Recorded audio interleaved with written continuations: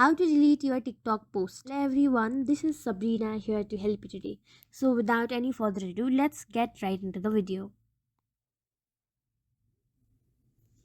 Launch your TikTok application.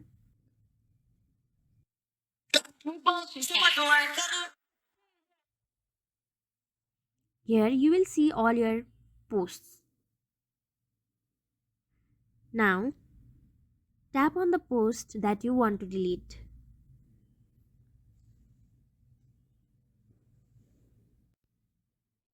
After that, tap on the three dot over here.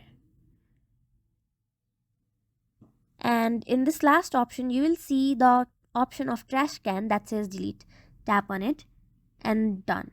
You will be able to delete your TikTok post in just a minute. So thank you for watching this video. Make sure to like, share and subscribe to our YouTube channel. If you got any questions, comment them down and I'll catch you in the next one.